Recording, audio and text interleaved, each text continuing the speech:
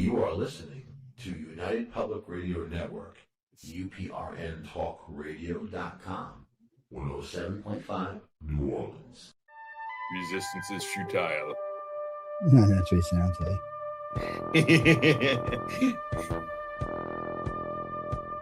Tune in to UFO Undercover. Clara, that was a former host on the network. Yeah, I can't use his name on the thing on the show, but come on Friday and I'll tell you who he is here. Radio Network. Not on this show now. No, I ain't got nothing against Mike. I like Mike. I had enough. Well, you drove out there into the middle of nowhere and had some sort of loud. Yeah, I drove out there and I went. Challenging ET in general. Yeah. Out in the middle of nowhere. He said, "Oh, really? Come here." I'm like, "No, that was good. That was good."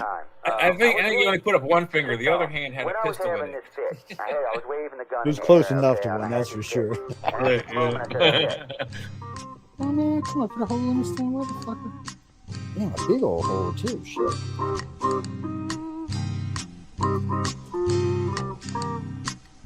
Man, I look cute. I'm gonna have to get that out of there.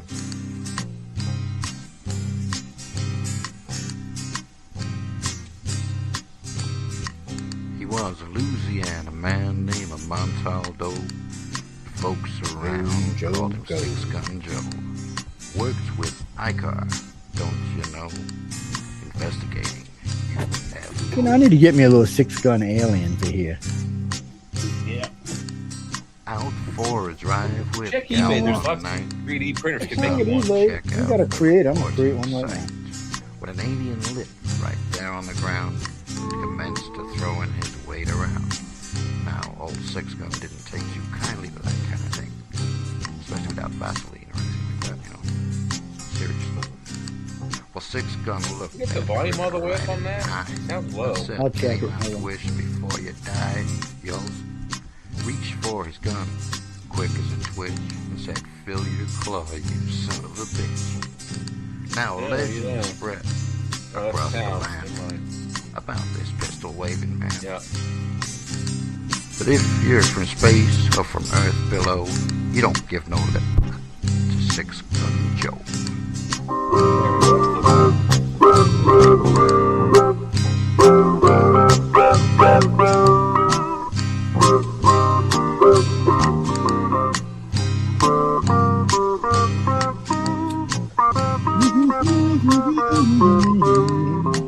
Courtesy of Ian.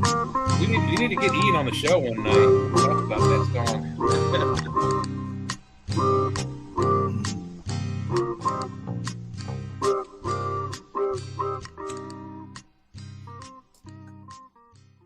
I had enough. Well, you drove out there. Welcome everyone. Welcome. Well, this thing always loses. It's weird like that. Anyway, welcome everyone to UFO Undercover. Hope y'all having a good morning, good evening, good afternoon, wherever you are in our big, beautiful blue planet. You know, when we used to talk about Ian on the show back in the day, people always would write in, "It's Ian Punnett." I said, "No, that's not who we're talking about." So Ian Punnett called in one night. Ian used to, he was like a backup host for George Norion. He had his own show too, but he called and he said, "I never did any of that." And I'm like, "No shit, dude." I said, "If you would have listened to the show before you bitched, you would have known that." And I said, "We knew you didn't do that." I said, "Matter of fact, the guy who did it right there, that's Ian. We call him Ian SP in the room." I said, "He's from the same town you are, by the way, but obviously he seems to have more talent than you do." Mm-hmm. Yeah. Hey, I said, "Dude, don't. You'll never be on Coast to Coast." I'm like, "Really? I'm going in 3 weeks. What are you fucking talking about?" And he's like, "What?" I'm like, excuse my language, people. No, really. I was like, I was due on with matter of fact, I went on, and then I went on a couple months later with Melinda Leslie. What? You mean Coast, Jimmy? I don't. First off, if you want to hear people on Coast to Coast, you just need to write to them. If you get 50, 80, 100 people to write in, they'll invite you. And that's how I got my very first appearance on Coast to Coast. We had a write-in campaign come in. And anybody can do it, and it'll get anybody on. And I have some people's phone numbers over there, and I also know some other people who know people over there. It's just, I haven't really had anything I wanted to talk to you on Coast to Coast. And frankly, I host 4 shows now. So between them, I'm talking to more people I talk to Coast on anyway. And I guarantee you, half the Coast listeners are listening to my show anyhow. No, I know him because I recognize a lot of when I'm on the show. Mm-hmm. One. Oh, hey Heidi. No, no, I mean, Coast is nice. I mean, George is nice. I've met George 5 times, I think now. Well, I've hosted with him 4, and I met him in person twice. Yeah. Well, I did in studio with him in Washington D.C. It was a lot of fun. Yeah, it was a lot of fun. Tom was with him. It was just a lot of fun. He seems like a fairly knowledgeable dude. Well, he's laid back in the fact that he's not there. He's not there trying to prove anything or change anything. He's just there. He's not That's pushing why an agenda. Yeah. that's why they allow you to send in your own questions. Because I said this to somebody one time. They said, "Well, how does he read all the books?" I said, "He's not reading all the books." I said, "He works 5 nights a week, and he's hosting. Now they're doing 2 guests a night." I said, "That would be 8 books a week. I mean, I'm sorry, it'd be 10 books a week you'd have to read." Nobody's doing that. I said, "Look, I got friends now that have to read a book a week, and they bitching."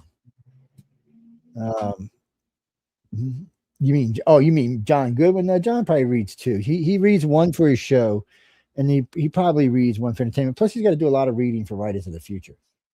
Yeah. Well, they're not in the beginning. No, in the beginning, all that stuff is getting judged and put away, and then as the stories unfold and are picked, and then John and Emily and all them see the stories. Mm-hmm. They're pretty secretive about most of that. I've been there 8 years. I can't get nothing out of their asses. Of course, I'm not real rude about it either. I mean, if I wanted to spy, I probably could, but what do you mean?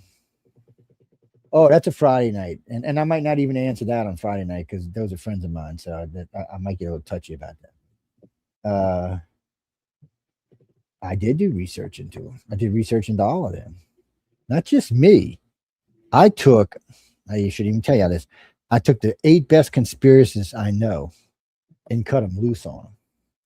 And every piece of dirt they could find, they brought to me and told me what they thought it was, what they thought it meant, and if they thought it was real. So when you got 8 of them doing it, with 6 were women, 2 were guys, what I look for in that is when they overlap and they talk about the same things and they come to the same conclusions, because Joes would generally turn out to have something to them. Yeah. So it allows me to cheat. And then, there's a lot of other stuff you can just research online about those people. Yeah, there's a lot of information out there. No, not on this show. We're not going to talk about it here, but actually, we don't really talk about it because no one on the network personally has an interest in it. That's why. Mm-hmm. Anyway, we're going to move on because the audience is like, what the are these 2 idiots talking about? And it's in the headlines. Liquid water lake found on Mars with insights from researcher. Woohoo! We've been saying it for years. So they found a real lake on Mars, people. I know. When I seen it, I've been saying for years, you're gonna find water on Mars. Dude, they never gonna find water. Guess what? What did you say? Where did you say they would find it? Well, under the ground, under the poles. And where'd they find it, people? I've said this before. Over the last 40 years, I made a lot of predictions, which a good chunk of them now have come true. And I don't want to call them predictions because it's not so much predictions as it is common sense. Like finding water near water ice, where there's a climate and where there's temperatures that get above freezing. Somewhere along, or every now and then just a big rock hits it and superheats everything for a while. Regardless, though, there was no doubt that there would be liquid water. And I think they're going to find a lot more. And then I think they're going to find a lot that's locked up in ice. And then they're going to find a lot of brine as well. Mm-hmm. And there may even be, at certain temperatures, ice would become rock. So some of that rock may even be ice that's so frozen it's turned to almost a rock-like substance. So until it melts, we won't know that it's rock. There's a lot more water on Mars than we were led to believe. Right? I mean, it's like negative 400 degrees at night, isn't it? No. So Mars is a weird planet. There's days on Mars where it can get up above freezing. Yeah. There's even places on Mars. Now, this is what's funny about this. You can experience 73 degrees only from the waist down, though. What? Now listen, this is just Stembrova proved this. So it's like 73 degrees. It lasted for a little while. Like it was 3 feet. and then it's Off the 200 ground. degrees the rest of the way up. No, and then it would in the daytime it was depending on what part of Mars you're on. It was either plus 100 degrees or minus about 30 degrees. But people forget Mars has an atmosphere, not a big, thick, heavy one, but it does have an atmosphere, so it does retain some heat. You can't breathe it, but yeah. And there's not enough pressure for us to walk around without a suit yet. Yeah, you need a full body pressure suit. What do you mean? Google, what are the average temperatures from night to day on Mars? Yeah, I wonder how it swings. She's like, fucking fun there, dude. Why'd you ask me that question? Unless the cat knocked the wire loose. Oh no, she's working. Hey, Google, what are the average temperatures between day and night on Mars?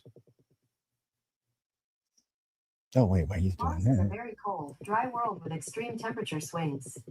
While the Of average course it temperature is. about minus 63 degrees Celsius, minus 81 degrees Fahrenheit, it can reach highs of around 20 degrees Celsius, 68 degrees Fahrenheit, near the equator during the day and plummet to minus 153 degrees Celsius, minus 243 degrees Fahrenheit at the poles at night. Yeah, so overall, daytime temperatures can reach about 20 degrees Celsius to 27 degrees Celsius, while nighttime temperatures frequently drop below minus 100 degrees Celsius. So it's 27 degrees Celsius is what, 60, 70 degrees?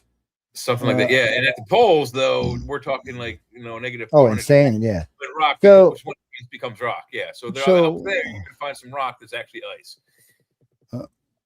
Well, Jimmy, no. So, no, that's temperatures you'd find on Earth. 70 degrees is 70 degrees, my friend. 68 degrees is 68 degrees. Right. Yeah, there are times on Mars. But this was what was so funny. So they were on their way to one of the ones closest to the equator. And the guy said, oh, look, a bright and sunny 73 degrees. And that's what the rover was showing. And then the guy said, well, this thing is kind of closer to the ground. He said, let's put the camera on, the infrared camera, and see what we get. And it was like way, way colder. I thought it was going to be hotter. It was way colder. Yeah, it's like negative 150 degrees up there. Yeah, so it's no, this was colder. This wasn't hotter. It was a good 30 below or something. And the guy was like, it didn't make any sense. And then he realizes the way so their atmosphere did like their heat stacks in layers. It's not like it is here where if it's 70 degrees here where we're standing, it's at least 70 degrees 200 feet above us. And then after that, it gets like if you go outside, you can go outside of my house right now on a hot, sunny day, take my temperature gauge that I use to check anything with, for work, shoot it straight up. It'll be minus about 70 degrees. But the range of that thing's probably a mile or two, at least a half mile for sure. So it just shows you, even on a hot day like that, less than a half mile away are temperatures that would freeze you like a rock on our own planet. And people just don't realize that's how our atmosphere works. Hey, Kara, how you doing, baby? No, it's a weird thing. So this lake, they're saying it's liquid, guys. They're not saying it's frozen. Liquid water. Now I forgot. You know what? Hold on. Let's see something. But they were using radar, not sonar. Yeah, they were using radar. Have a depth on it, but they have at least they have a You said they had at least a square footage or diameter of it, something to that effect. They say they think. Yeah, so we're gonna watch this. This is only a 6-minute clip, people. 5.5 minute clip.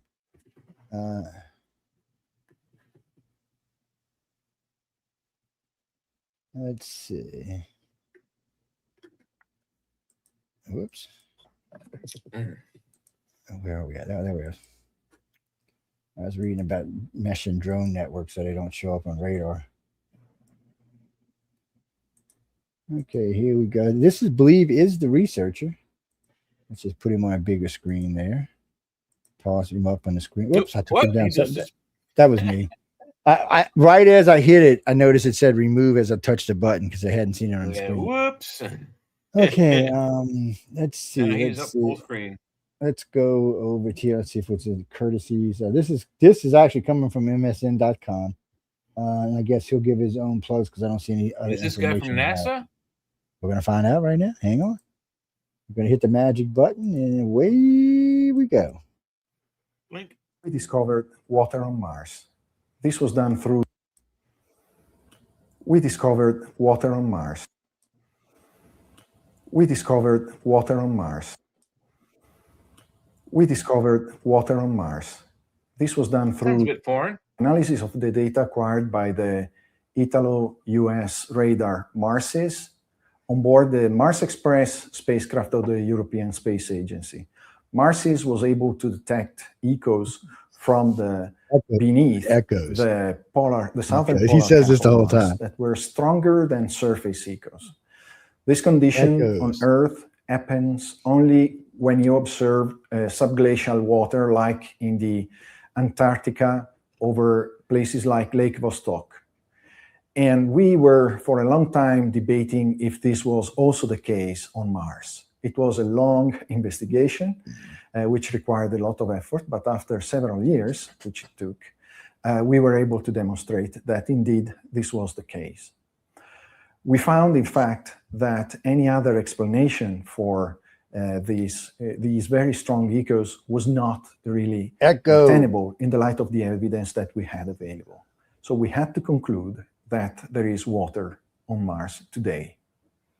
The water is found about 1 mile below the surface and in a place close to the South Pole, to the geographic South Pole of Mars. It's probably Sorry, people. That sucker Right in my ear. Good. That hurt. Lord, that was loud, man. I know. Jesus Christ. Just glad I seen that damn mute button. Sorry. Yeah. Not a very large lake. Mars doesn't have a very high resolution. It cannot really distinguish many details, but it tells us that the lake is no larger than 20 kilometers of diameter, approximately. It's pretty big, 20 The kilometers. lake What was that, itself 14 miles, huh? has 12 miles, 14 a something. thickness that Mars is not able to probe because the radar signal is quickly absorbed into the water. But we estimate that it has to be, as a minimum, of the order of 1 meter of water, which is something that is really qualifies this as a body 12 of miles, water, 3 a feet lake. deep. Not really like some kind of meltwater filling some space between rock and ice, like it happens in certain glaciers on Earth. The radar data tell us that this water must contain a large amount of salts. This is because the ice above it is very transparent, and this would not be possible if the ice was too warm, too close to the melting point. So we have to conclude that the water in contact with the ice must be at least -10, -20, maybe -30 Celsius. And the minimum temperature is probably defined by the deepest depression or the freezing points that can. Oh, no. My ring. You think you know someone until they make an unexpected leap. It's like finding out trade is running with Morgan Stanley. Get him, boy. Get that damn monkey. By solving salts into water, which is around -60 Celsius. This is certainly not a very pleasant environment for life. And what we think, 8 degrees negative, however, Fahrenheit. is that because of the presence of salts, there could be analogs on Earth as well. Again, these analogs could be the same subglacial lakes in Antarctica that we mentioned before. Also there water is salty, and there are single-cell organisms that survive in such an environment, exactly with the metabolism that makes use of the salts dissolved into the water. This is a pictorial representation of MARSIS observing Mars. The upper part of the picture shows then the real data, the radar data, arranged into a two-dimensional image. Every column of the image is an echo of the radar, and the brightness of the pixels of the image denotes the energy of the echo in that particular point. So the horizontal line here is surface echo, the echo from the very flat top of the Mars polar cap in this particular area. And this is the interior of the polar caps. It's also layered, as you can see. This layering is probably controlled by climate change on Mars, by the pattern of ice and dust deposition at the poles during different climate cycles of the planet. And then finally, you see the bottom, the rock beneath it. And in light blue, you see also where the reflections from the bottom are stronger than It's like surface little skull reflections. faces along there, And man. What the this hell? is something that to us is the It telltale looks like a sign series of of the presence lakes of rather water. than one big one, I guess. Getting there and acquiring the final evidence that this is indeed a lake will not be easy task. It will require flying a robot there, which is capable Robert, of why are we sending Robert? Why not send a robot? 1.5 kilometers of Yeah. ice. What the hell does And Robert this know? will certainly require some technological developments that at the moment are not available. Well, courtesy of this. Your range is fine. Well, I mean, no, that's not true. We do have technology for that. We first of all, you'd have to drill or find a natural passageway down to that lake, and then you'd have to float a drone robot that could, like a boat, or that has sonar on it, or a fish finder, and that will give you at least a depth, and it could easily skirt the outskirts of the lake and get square footage or a diameter on it, and then a depth, and then with the fish finder, it may even find something swimming around in there. Hey, That would be cool. Let's see. What is this? NASA tested Mars soil for life, and the results came back positive. Yeah, correct. So that's two. All right, Jay, what are you beating on, man? You got a dog sitting there scratching his ass or something? No, nothing here. Yeah, something's like. I have no idea. Yeah, it sounds like. Well, it's definitely I have a coming. fan on, but it's way over there. That's weird. What about this one with the Soviets found on Venus? Let me see how long it is. Hold on. That's weird, Jay. You gotta figure out what that noise is. Well, let me see. I'm telling you, it might not be. Let me check and see. Hold on, find out. Oh, it stopped. Is it going on now? No. How about now? Yep. What is that? That's my knee. I don't know how it's translating through. Oh, it's you know what it's doing? It's going up the pipe to the flat to the computer. Yes. I've seen that happen before. No, you know how I know that? I had on my computer next to me over there. My male dog used to like to come and sit down, and when he would sit there, he would go to scratching, right? And his just one paw would hit it every time. I didn't really hear it, but when I went back and listened to the archive, I could hear it. I was like, "What the heck is that?" Yeah, my mic was picking it up like the son bitch was thumping my mic. Jay, I was like, "Get out of here!" But we use pretty sensitive mics these days too, so you can't really complain. I mean, we got good audio. What's that, Kara? Oh, wait, no, we have a Kara in the room. You mean earlier? That's who I was talking to. Yeah, why? What's your stressing about, young lady? No, Kara, I'm talking to the other Kara. Now that's confusing me because it's two of y'all. Stop that. Change Carol and Messenger, change your name or put a different name in there.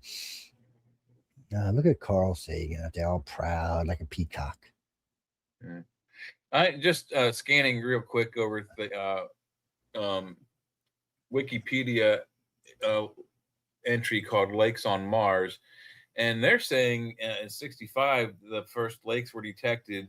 100%. Later videos and pictures taken over the time, evidence was found of past water having been on the surface, as well as several minerals which can only form in H2O water. So we've known there's been water on since before I was born. Well, no, that's different though, because they know there was water on Mars. They just don't think there was water on Mars now. They but see, now that's different. Now we know, yeah, no, there is water on Mars right now. It's Yes. so that makes a big difference for people like Elon Musk who wants to go there. So one of the things they wanted to do is go there and do wind traps and catch water out of the air, but now they're not going to have to. And I guarantee you, when you start looking around that solar and both the caps, you're going to find water all over the damn place. Because you can see where there's big impact events, around different places around both ice caps. And if there's an impact event, it got super hot, it melted. It probably ran off into places where it could stay, because it must be just between the salt and underneath the ground. It must be just warm enough and just salty enough to keep it. And we don't know what kind of heat translates into a mile down on Mars. Yeah, and there's one that's inside the Jezero crater is allegedly was once a lake and a river. Okay, now this one, people, we're going to do this in two pieces because this one's 11 minutes. Okay. They found a triangular UFO in the woods. Yes, now I know what this is. Okay, and I'll tell y'all in a minute. Am I on the screen? No, I'm not. Am I? Shit, hold on. No, it's just the background's up there. I don't know how that happened. Share screen. Okay, put me up there, Jay. Hang on. Oh, it's up there. Okay, so there we are. Well, that don't look like. Okay, it does. Okay, so this is 11 minutes long. This technically is about a case that's well known. Jay and I have discussed this. Matter of fact, we have friends involved in this case, and I did the voice analysis on one of the witnesses of this case. I actually offered that in hypnosis to three other witnesses, Charles Halt, and Peniston, and Burroughs and Peniston were the other two witnesses, and I offered it to them as well. I think it's Jim Peniston and something Burroughs. Anyway, yeah, Jim Burroughs, John Peniston, Lieutenant Colonel. Charles Halt. Yeah. And then of course Halt. He's Halt, Halt. HOLT, yeah. Kind of weird. I always remarked on that case, the Rendlesham case, and I remarked it back to this 47 Roswell case, because the now Colonel Halt was the security director for the base in Rendlesham, but they had a colonel, I think his name was Walter Haut, H-A-U-T, very similar last name. Very similar, not quite only the same. One letter off. Yeah, one letter off. And he wasn't the security guy. That was Jesse Marcel, but he was the base like public relations officer, which meant that he was the one who would give out statements from the base for public statements and whatnot. And he's the one who talked about they found the UFO. So that was remarked that how those 2 men are so close. Walter and Charles, Haut and Halt. Very, very similar. It's synchronicity, and it's very strange. What's Kirby? What were you talking about? Oh no, Jesse Marcel. You're thinking of Jesse Marcel Jr. is not the one that was at Roswell. That's the kid of the guy that was at Roswell. Jesse Marcel Jr. was at Roswell. He was just a kid and lived nearby. No, but I mean, he wasn't at the event. He's seen some of the stuff from the event, but he wasn't at the event. Yeah, he wasn't at the debris site. Well, Ramey, before we get into that, so the people who worked Mac Brazel's ranch are not the people who worked the Aurora crash. Even though the two are connected, it was a different group, mainly because it wasn't aliens they found up there. It was humans they found. And it was aliens they found at Mac Brazel's ranch, including the one they found. Actually, they found two alive, but the other one was just too far gone. It wasn't going to make it. Yeah, I think he died on the spot. Yeah, no, it died later on. One of them died on the spot. So there was the one they found by the tree. They were talking. He just died, and then they found one under a piece of wreckage, but he had a torn torso. So he died later on at the place, and then they had the one that they said stayed there for quite some time. Right. Well, and there was also one, I believe, on one of the three sites. That was I can't remember her name. She always cries every time she relates her story. But anyway, she related the story that one of the aliens that was injured was hit in the head with the butt of the officer's rifle. And then the officer was ordered to shoot it in the head by the commanding officer that was on site. And then he did. And then there was one that they brought back like it was unharmed, really. Yeah. I don't know about anybody shooting anybody, man. That would have got somebody put down. Yeah, I don't think. I mean, that was. I don't think that was the either the Brazil site or the other impact zone at the Arroyo on the west end of. Sorry, the east end of town. This would have been on the west side of the crash sites. Either the one that landed on, and I think it landed on Sandia National Laboratories property, but it's still within the confines of the National Laboratory. You know, the Los Alamos National Laboratories. Private property. So the military would have gone to that location first, and they did. And then it took them several days to clear that. Then they came to the other 3 sites that were outside near Roswell. What do you mean, Carl? Oh, okay. How can I explain this? So the way I know a UFO won't break up or disintegrate on impact, I'll help you with this. So according to the Germans around 1900, they were given a saucer-shaped craft by what we consider the human type aliens. It was a ship that was shot down and crashed, but was completely intact and everything worked on the side. They gave it to the Germans because the Germans at the time were the most advanced people on the planet by far. They were way ahead of the Americans. Start World War One. And so, you know, and now they get a little boost in technology to help them along with that. And then we know from 1910, I believe, until like 1916, 17, they were building all these sorts of things. They tried to build a saucer plane, a saucer boat, a saucer tank. It was just weird. But there was lots of rumors that came out of all of that. Well, here comes World War II. Allies win World II. We give Werner von Braun, and we get a special gift that we didn't know about. We got the sports model UFO intact, no damage. Even though the place it was being stored had been bombed to the ground, the craft was intact, and the guy described it as not even dirty. Yeah, not even scratched. And we were planning on that. This was taken in part of Operation Paperclip. Werner von Braun was considered an emergency, like as soon as you find him, get him out of there to America as fast as you can, kind of deal. But then they found the ship, and they said, "Well, we'll come back next week for Werner. We'll get this now." So instead of taking Werner von Braun as soon as they found him, they bunkered him somewhere for a week. Well, no, that's because and then absconded with this thing, and then came back for him. That's because he gave him the ship. Yeah. Well, he gave him the ship. It was like a gift. You know what? I wasn't 100% sure, even though they were going to use him as a scientist, that they were just going to let him run rampant because he was. People. There's a little bit. They quashed his war record. I mean, he's with all kinds of war criminals, war crimes. I like Werner von Braun because his vision was great. There was some questionable choices, but he was also a hardcore Nazi. Well, he was in the beginning. So when he went to work for the regime, he actually was an SS, and but somewhere along the line, he started to change. Science started taking over his life. And then he realized if he could just get the bleep off the planet, that he could have the kind of life that he wanted. And when he got to America, he proved that because of the kind of life he had here in America. He had a fabulous life here. And if he could have just got us all to Mars, he would have had one there. So he started to change. Does that make what he did in the past correct? No. He had a hand in what went on with the Jews and everybody else. So, I mean, and then I'm sure now wherever he's at, very unpleasant man.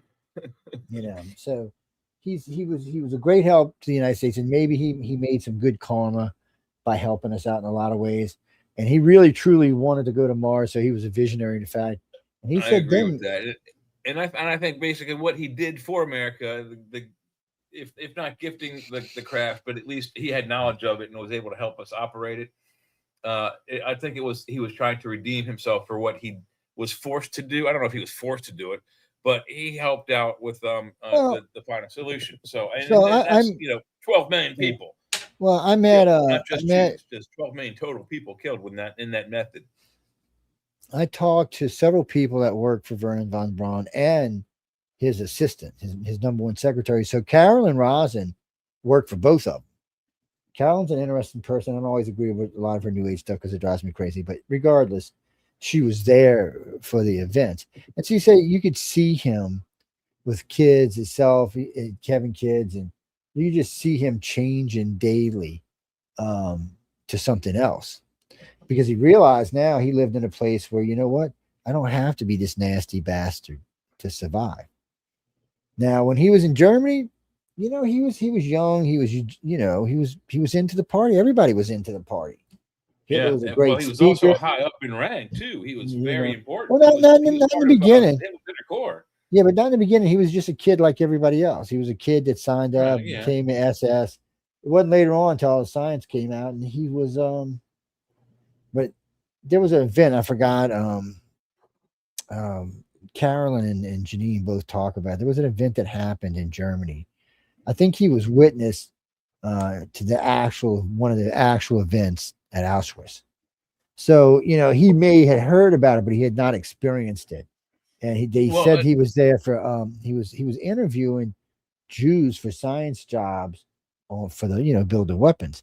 And while they were there, they gassed like 4 bathrooms full of them. And he watched them carry him out and put him into mass graves and bury him. So it probably did change him. He probably realized. And also, from what I understand, also is that they came to him early on in the Final Solution program, and they were having difficulty with the 2 things that they had problems with was the gas chamber and the ovens. So they had 2 chambers. They had the gas chambers where they would fill it with people and then a toxic gas and wait to kill them. And once they were all dead, they would take them to another room, which was an oven, or it might have been even the same room that would be converted to an oven, and a different gas was piped in and ignited, and they would cook the bodies. Well, the problem they had was the gas wasn't killing them all the way. A lot of times when they opened the room after the gas was evacuated, the soldiers found like 15% of them were still alive, and often were shot in the head immediately or gassed again.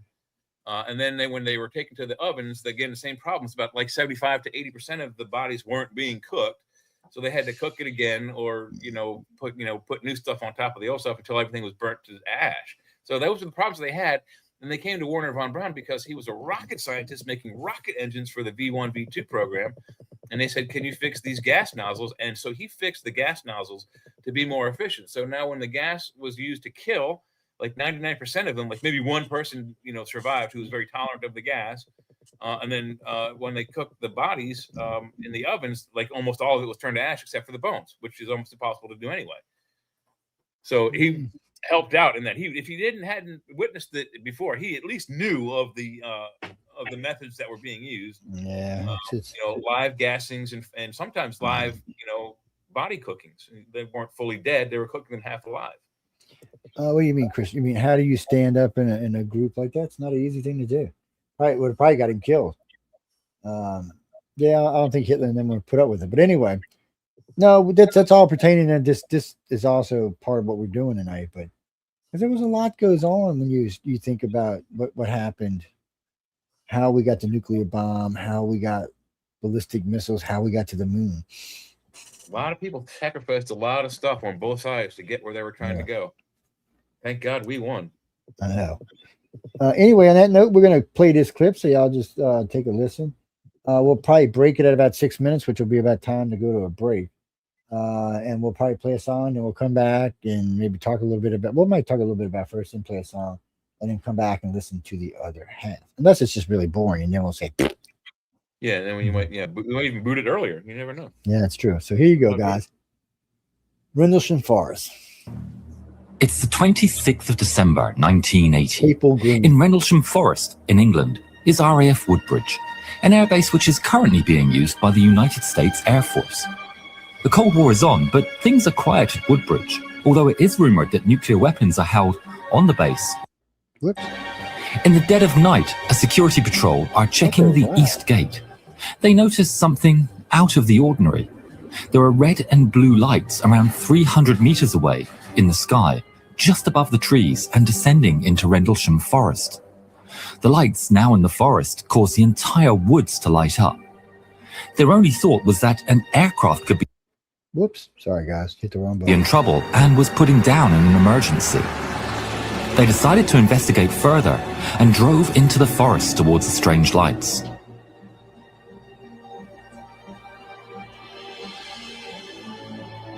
Parking up, the 2 men ventured onwards on foot to what was now a glowing white light which was coming towards them. At this stage, nothing had been reported, and afraid of using their radios for being overheard reporting such a strange phenomenon, they decided to drive back to the gate and phone in a report. Also, they had a strong feeling of dread, and static in the air was noticed by both men.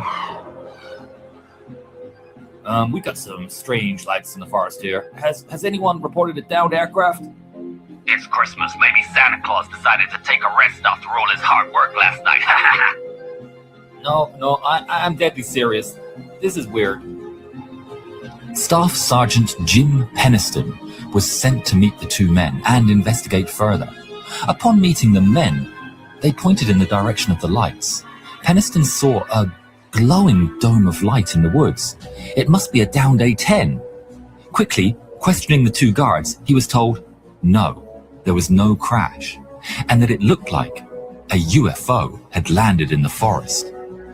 Peniston ignored the crazy explanation he was given by the two guards and called into control. Were there any aircraft reported missing? No. Anything strange on radar? He was told that something in the air was being tracked in the area. A strange bogey had been spotted and then disappeared off radar. Peniston considered the options. If it wasn't American or British, then maybe it was a threat.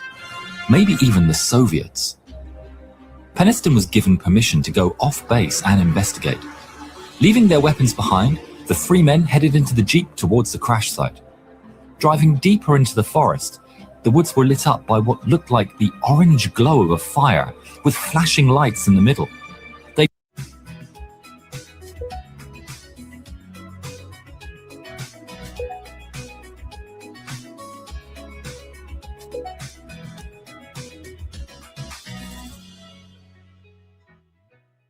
gotten about as far as they could in the jeep and radioed in to say they would approach the crash site on foot. On the way, the radios mysteriously stopped working. They were working intermittently, but something was interrupting with them. One man stayed in the jeep, and Peniston and an airman named Burroughs headed on foot to the site. While the lights were dancing, there was complete silence. That is, until a scream of a muntjac deer pierced the night. At that point, as if on cue, all the animals in the woods started with a cacophony. The noise continued with the ground shaking, forest animals running away past Peniston. Then it suddenly stopped, and silence returned to the forest. Peniston thought that maybe Burroughs was starting to lose it, and went on alone. Emerging into the clearing, what he saw took his breath away. Unable to believe his eyes, he saw an object which seemed to be floating. A force field of milky grey and yellow light surrounded the craft in a dome shape. Peniston pushed himself through the force field, and suddenly all the details of the craft became clear. It was triangular shaped, black and shiny. Under the skin of the craft, he could clearly see circular lights blinking in sequence along the side. Random colours and shapes formed and disappeared under the surface. Looking back towards Burroughs, he was shocked to see the man motionless, standing around 3 meters behind, bathed in a cone of light and fixedly staring ahead. Shouting at him, he received no response. He was just staring, his arms by his side. Peniston realized he was on his own. Inspecting the craft, he took photos and kept reporting on the radio his observations. Even if the radio was dead, then maybe someone could hear him. On the left side of the craft, he found some markings. Maybe it was NASA or USAF or even the Soviets. But no, these were like modern representations of Egyptian.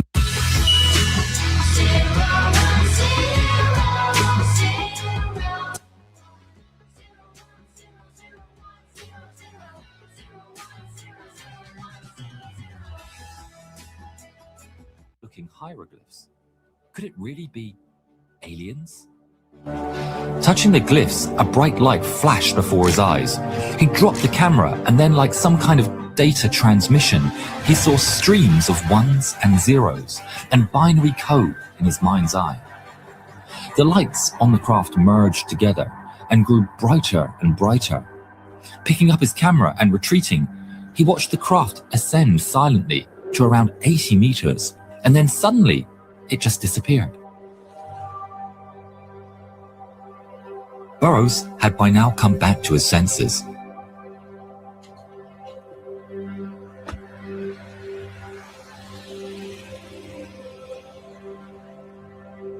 The men went back to the Jeep, the three of them reunited. They drove back in silence.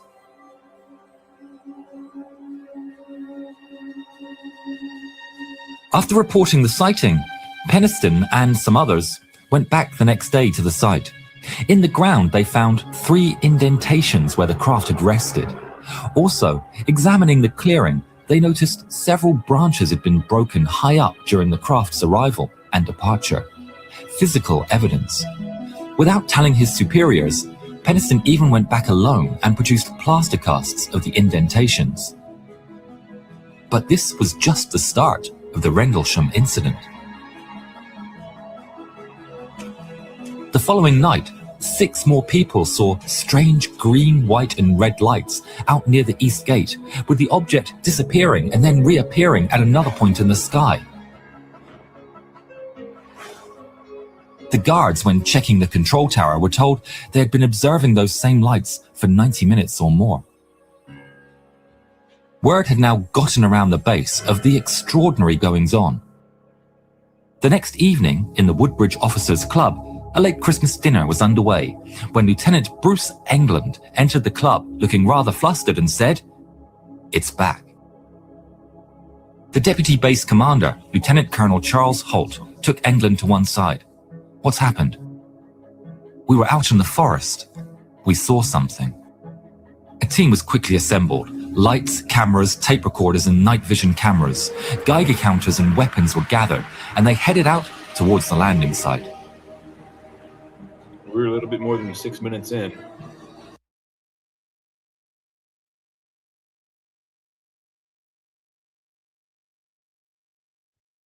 Okay, I did dun dun dun dun, which I didn't hear me. Anyway, so no, not too bad. Still got, I think, 4 minutes left if I remember right. Let me see. It's at 7:40, so yeah, about 4 minutes left. It's we're gonna play it to its completion, but this is technically our break. So if anybody wants to grab a coke, snort some cocaine, smoke a joint, drink a beer.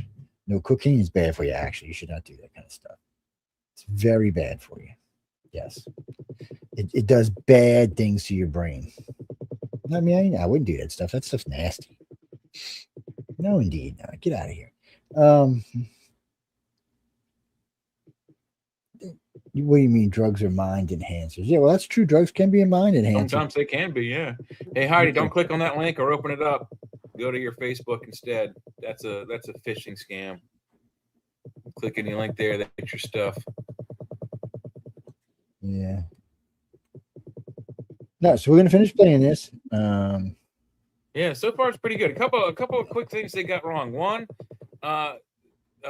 Jim Peniston, when he touched it, he said he didn't get the ones and zeros till like days and weeks later. He started dreaming about them. Yeah. And then the other one is that it isn't wasn't just a base used by the USAF. It was a joint base. It was Bentwaters Rendlesham, was USAF Bentwaters, and I'm sorry, it was RAF Bentwaters and USAF. And it was a U.S. British Joint Strike Base. People, it had nuclear strike base. It had nuclear weapons. Yes. So that's all that stuff's important to know because you have to think, why was ET hanging around in the woods, or whoever was hanging around in the woods? Well, no, originally they thought it was a lighthouse. Oh yeah, they tried to blame it on a lighthouse for a little while. Yes. and people are like, no, we don't think that was a lighthouse. Come on now. And get this, a lighthouse, it's on France. It's across the bay on France. Yeah, so it was reflecting and hitting a cloud and reflecting off some water and bouncing off a building and bouncing off Venus with swamp gas. Yeah. And sometime it was making a perfect orb shape in the middle of a forest. Yeah. Hey, and the whippoorwills do that trick. I want to learn how to do that trick. Yeah, really. We're gonna put this on. Like I said, there's about 4 minutes left. What is it? 8? Yeah, three and some change. Yeah, okay. We'll be back to talk about it some more. Here we go. Now, what I haven't heard is Larry Warren. At the site, they found that they couldn't get the arc lights to work, but still went about taking radiation readings, finding the site was about twice as radioactive as the surroundings. Yeah, it's a PKE meter from Ghostbusters. That's the best deflection needle I've seen yet. This is weird. During the observations, through which audio was recorded in a handheld tape recorder, lights were spotted on throughout the forest. Everyone's just deathly calm. There's no doubt about it. There's some type of strange flashing red light ahead. It's yellow. I saw yellow tinge in it too. Weird. The men went in pursuit. They noticed that farmyard animals and the wildlife were acting very agitated. 148, we're hearing very strange sounds out of the farmers' barnyard animals. It's very, very active, making an awful lot of noise. There's something very, very strange. Amazed, they observed the object. They described a pyramid shape with what seemed to be a giant eye moving through the trees. It looked like it was blinking at them. Okay, we're looking at the thing. We're probably about 200 to 300 yards away. It looks like an eye. When you stay with Choice Hotels, you get more of what you value. Book direct at choicehotels.com. Yeah, and we can actually scroll from side to side, and when you put the star scope on it, it sort of has a hollow center, a dark center. When using the Starscope night vision, they could see it had a dark center. You know, like the pupil of an eye looking at you, winking, and it flashes so bright to the star scope that it almost burns your eye. The craft ascended, and incredibly, a beam shot down towards the ground. Eventually, the craft shot up out of view, blasting the airmen with icy cold air. Elliptical shapes that had detached from the craft lingered in the air for about an hour, before they too disappeared. Peniston was comforted to know he had film evidence and went to pick up his film from the processing lab. When he looked at the photos, all of them had been fogged. The radiation that had been detected had also ruined the film. There were many conflicting reports and alleged cover-ups of this incident. You can find the audio that Lieutenant Colonel Holt recorded on Wikipedia. We read the excellent Rendlesham Enigma by Jim Peniston and Gary Osborne in researching this film. In the book, you can find more on the meaning of the binary encoded message that Peniston was given. Peniston's so full of shit. It's coming out of his eyeballs. Yeah. Our Yarn Hub mystery dog visited Rendlesham Forest in researching this video. It's possible to walk the route that was taken all those years ago, and there's a campsite nearby. It's changed little in that time, and you can really get a sense of the strange happenings. There's even a reconstruction of the spacecraft that Peniston saw. When we wandered around, we were completely alone. Even in the daytime, the forest has an interesting feel. We decided we'd leave it to others to explore the forest alone at night. We hope you like this video. Please subscribe, like, and share. Thank you. Thank you, Jackson. 5 more. So, what y'all think about Remington? I don't see no Jim, no Larry Warren in there, though, man. Larry got to be hostile. Larry Warren is in the book Left at Eastgate. That's about Larry Warren's experience. Yeah, and there's another detail I remember that I don't even remember it was the detail of Burroughs heading towards the ship and the animals running towards them in the other direction. I don't remember them saying that before. Yeah, there's no. I got interviews with some of them, but no, Jim and Peniston and Burroughs, their stories have changed over the years. Charles Schultz has not, but the rest of them has. Well, now they're time travelers, so we'll just leave that alone. Yeah, it's was that Burroughs that said that. Yeah, they're time travelers now, so yeah, they just whatever. Problem is when you get a little bit of fame, sometimes it goes to your head and you can't let it go. So you got to keep reproducing stuff that keeps you in the limelight.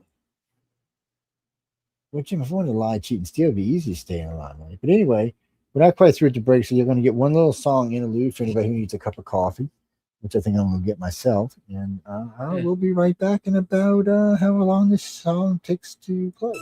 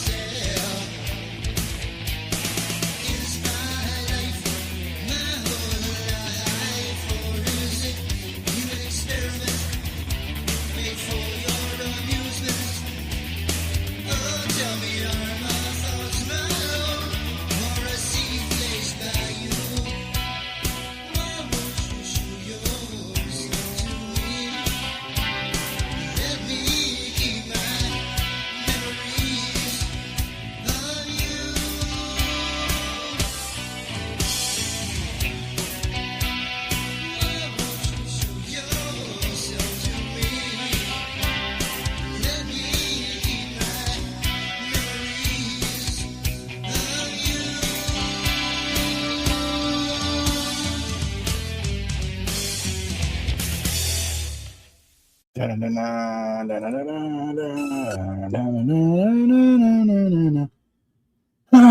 back, everyone, to UFO Undercover. Hope you have been enjoying the show. And this one's always fun. We'll have to get Larry Warren on and talk to him. Well, Larry's always interesting, but they still got controversy around the movie Capel Green. I don't know what went on. First, they said they put it all together, and the guy Dion finally released it, and then I don't know, all hell broke loose after that. So I haven't seen it.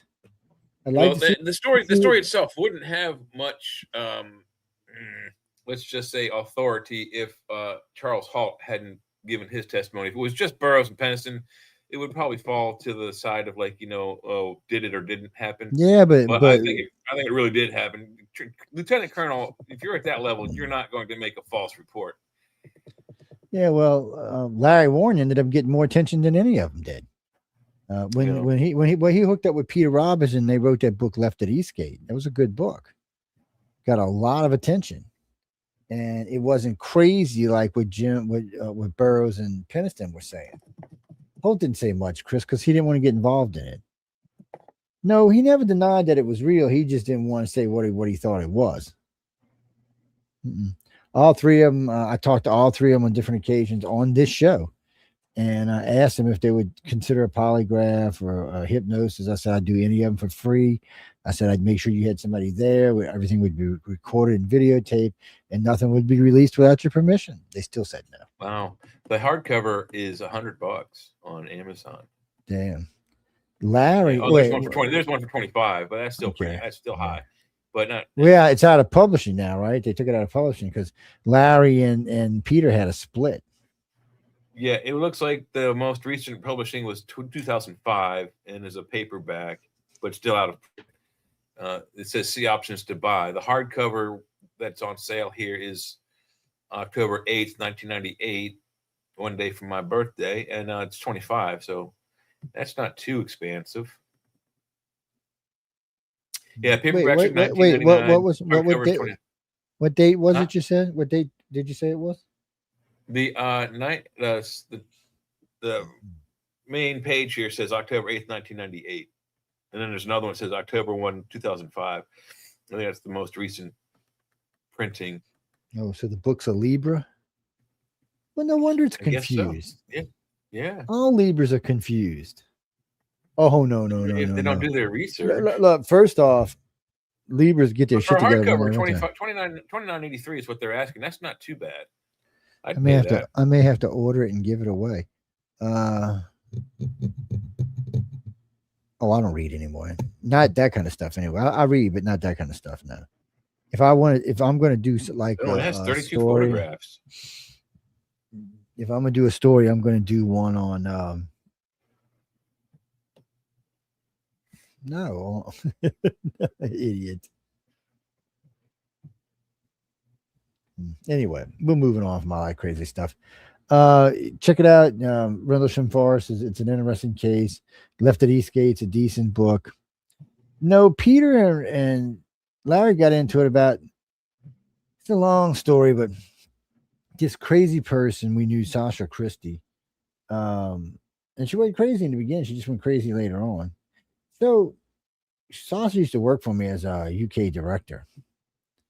And one day she starts screaming at me and one of our hosts, Christina George, who hosted Paranormal Connections. Larry Warren was on, and we were on, and we were talking to Larry. I didn't know there was any hard feelings between the two of them. So something happened between them two. And I mean, she went from his most strongest support. He was actually living in her house to they hated each other. Well, she hated him anyway. She started saying he was lying about this, lying about that, lying about this. So they pushed and shoved. Well, they couldn't say he was lying about Rendlesham because, one, we voice dressed him. So I knew he was telling the truth, at least about some of it. And then he had been polygraphed by a different group and passed that as well. And then he was repolygraphed again for this movie and re-voice dressed. He passed all of them. So either something happened or he's a really damn good liar and he's in the wrong profession. But he used to deal in memorability from famous people. You know, he used to hang out, get his, he was a groupie. So he'd get some little pieces of memorability every once in a while. and he was selling them. And I guess somebody said something was fake or not real, or a picture wasn't real. Some picture with Larry and somebody famous. I think it might have been what's his name from Rolling Stones, but Mick Jagger. So that's what the fallout. It was never over the story. So, but anyway, Peter got mad, said he's a liar. So he pulled left from Eastgate. And it was a good story. So, that was just shitty on his part. I don't know why Peter didn't sue him and republish the book, because it's based on Larry Warren's story. Larry Warren was one of the cops, one of the base cops. Yeah. He was one of the ones that went out in the field that night and seen it.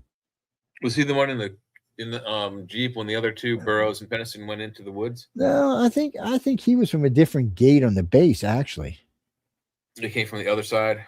yeah, it sounded like, yeah. We'll invite him. We've done. I mean, he's been on the network at least a dozen times, probably more than that. Jim's been on a couple times. Burroughs been on once. Holt's been on once, and Holt's was a really short interview. It was 30 minutes. And he was basically, no, no, no, no. Yeah, that was pretty much the interview.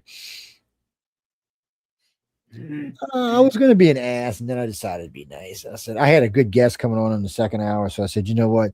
I said, you don't sound like you're really enjoying yourself, Mr. Holt. I said, why don't you? We'll go ahead and let you go now, and I thank you for your time, for hanging out with us, and your answers, and thank you. And I was in. I had Jeffrey drop him out the feed. It was. Well, I mean, why bother going on a UFO show not to talk about UFOs? No. The one that you mean, the anti-gravity one? Yes. Well, it may be a little too long for tonight's show, but it's most interesting. So we're supposed to have anti-gravity for a while now. So I know for a fact that Lockheed and Boeing definitely have anti-gravity. Probably have had it since I met the Senator McDonald back in the early 90s or kind of mid 90s. They've definitely had anti-gravity since then. But if the stories are the QRC, suspected it and said that we've had it since at least the 80s, that we had some yeah, sort of and you can go back a little bit further. The Russians say we've had it since about 73 or 75. Mm-hmm.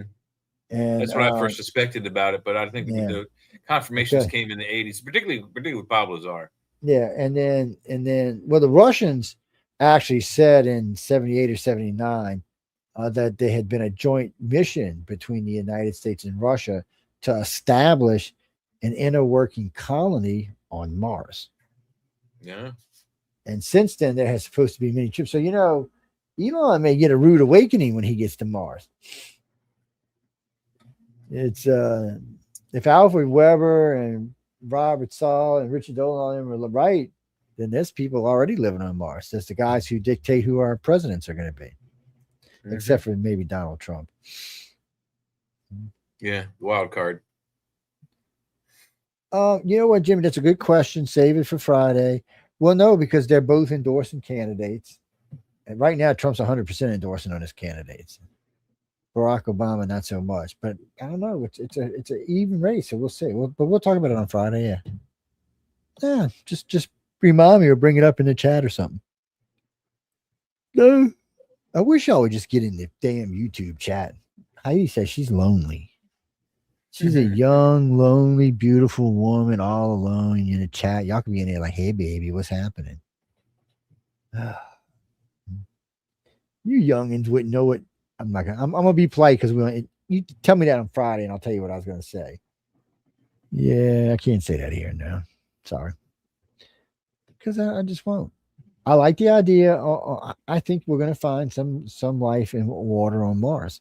And I think when we start finding water a little further down, it's gonna be less briny and more pure, yeah.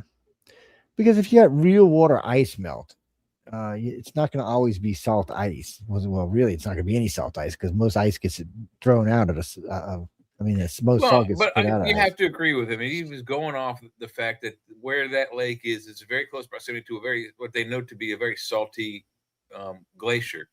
So if anything melted off of that and created that lake, you would expect it to be salty. So I mean, that's not an incorrect conclusion. But once they get there, I think you might be right. They'll find that it's not so briny as they thought, and then boom, there's critters living on it or in it. Yeah, well, you see, but they saying it's a South Pole melt. If that's the case, it might be very fresh.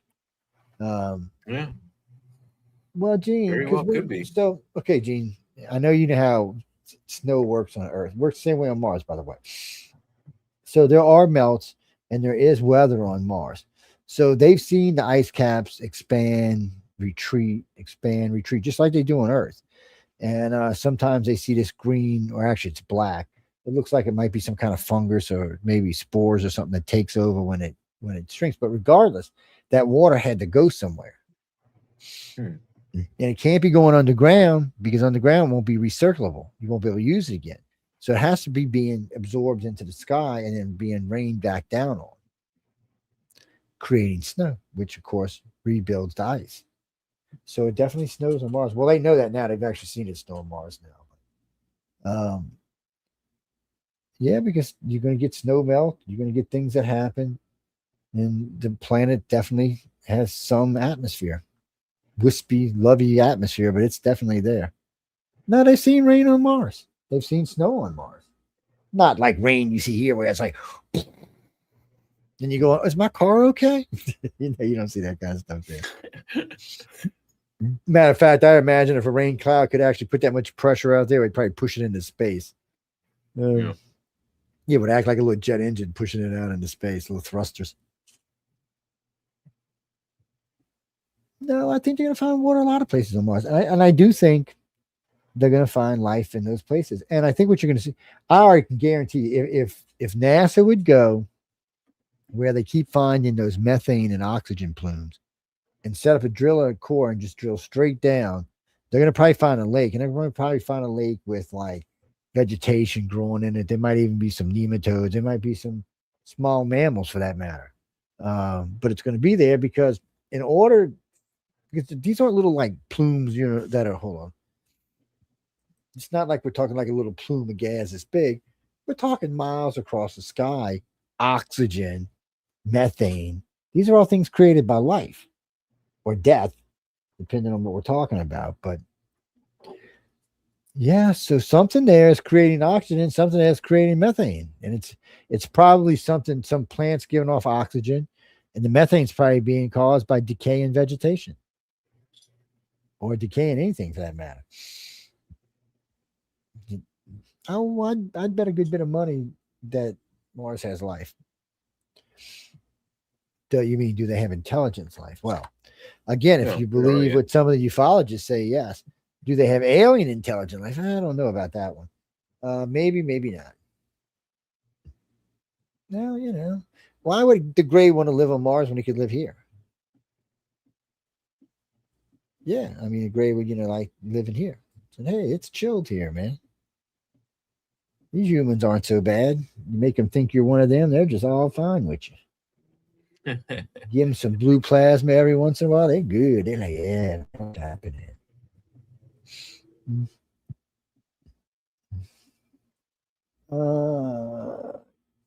Anti-gravity's been around, so all the TR3s either run on anti-gravity or magnetic drives. That's been the drive system since day one. It's not RAN, Scoop, or anything like that. Those are for something else. Well, Jennifer, so there is an Aurora TR3B. Yes.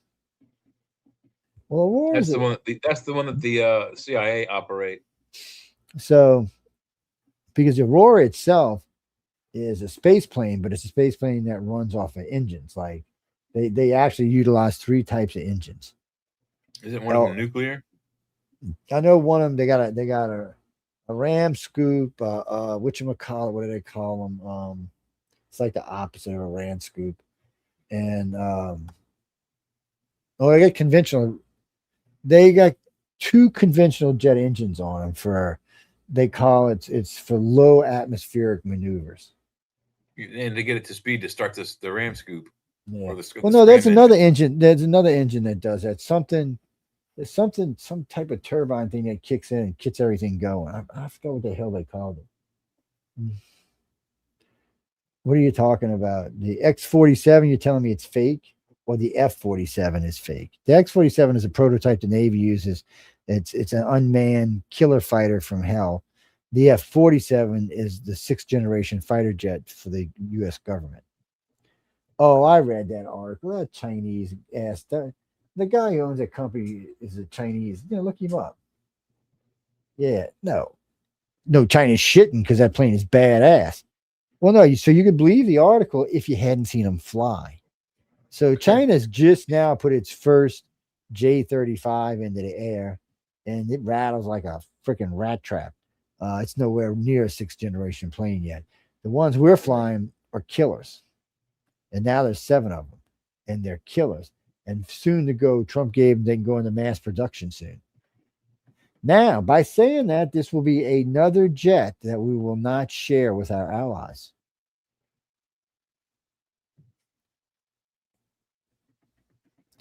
I would imagine for a couple of reasons, Michael. One, it has no joystick inside of it. It's fly by real wire by brain power. Right. There's and the older models have a helmet with diodes on it. This is a little bit different setup now, but still it's basically the same thing. Reaction times are insane, and they said they've increased the reaction time from the last that basically telepathic airplane. The F-22s are telepathic planes. They're telepaths, guys. They can read your mind at Mach 2. Yeah, one of the other reasons we don't want to give it to our friends is that some of our friends aren't playing nice anymore. Yes. Plus the stealth. So when they describe the F-47, they describe it as stealth plus. Yeah, stealth, which we consider the F-35. Plus is like, wow. Plus is like, what the blank are we talking about? Well, a couple of months ago, Jay and I got hold of one of the clips from Boeing, which kind of disappeared, that showed the skin become, it disappeared. Plus means it can become invincible to sonar, radar, and the visible eye, as well as electronic gadgetry such as CCD cameras and film cameras. Stephanie, I think it got released by accident because Jay and I looked for it since then, and it's not around. Yeah. I always look for it almost every weekend because so you're watching this thing. They show you this plane. They're showing you all kind of marvelous things that this thing does. This thing can control all kind of drones. It can, I forgot how many targets. It's like 100 targets at a time. It can destroy. It's a beast. Wow. It's just an outright beast. Yeah, well, when I heard 100 targets, I wonder how many weapons does this thing actually carry. It does have a 1,000-mile range, whereas everybody else has got a 500-mile range. The new J-35 has 3 engines, Jack, and the new Chinese engine is supposed to be pretty badass. We'll see. Every time the Chinese tells me they got a badass engine, it smokes and coughs and does all kind of stupid shit. So, no, Russia won't share engine technology with them. Nope. Most of their engine technology, or at least some of their plane technology, they've stolen from us anyway. If you look at most of their late model jets, they look very similar to our counterparts of the same eras. Or you could say, like with the Soyuz 25, we copied it into the F-15 and F-14. There's the what is that? The Soviet Foxbat. What the hell is that movie called? Firefox. Firefox, yeah. No, Firefox is supposed to have all kind of unique controls. So now there is a hint that the F-47 not only has conventional weaponry, she does have at least 2 lasers, and they call it an EMP blaster. It's for drones and other things. And it's got this ultra wave blaster that they can use to take out even protected drones. Sounds badass. It also has, what does the guy call it? He called it the Protector. It's an audio, it's an audio weapon. So they can come in zinging in It's like, remember the old days when you watch the Vietnam movies and you hear them playing the battle music as they're coming up? Well, this thing basically is doing that at an ultrasonic level. It just paralyzes the troops before the plane even gets there. It's a beast. And hopefully they don't make it fully AI because it might beast out on us. Yeah. It might determine we're not fit for living on this planet and take us out. You know, when you talk about alien technology like that, Glenn, so what's weird about that is I think just now we really started understanding some of the stuff we recovered from Roswell. It's well, because we figured out the microchip, at least, you know, I talked to many scientists about microchips over the years and even did interviews in this network with them. And I said, well, explain to me how a microprocessor works. And they'll give you the spew. And then I said, well, you can't even see it. Can you? He said, no. And he said, really, 100%, to be honest, no one really actually can see it to actually tell you how it works. Because we can't see the process level yet while it's in action. So, yeah, so how do we invent that chip? Because if we invented that chip, we'd already know the process level because we would have been the ones that put it together. So we're copying something and we're making it smaller and smaller and faster. But we're not inventing anything new. Who's the best inventors on the planet? Americans. Who's the best? What have we come up with besides jazz, the car, the plane, nuclear half the plagues on the planet were wiped out by Americans. Fighter jets, rocketry to the moon. Boobies that float. We haven't come up with. Yeah. No, Jimmy.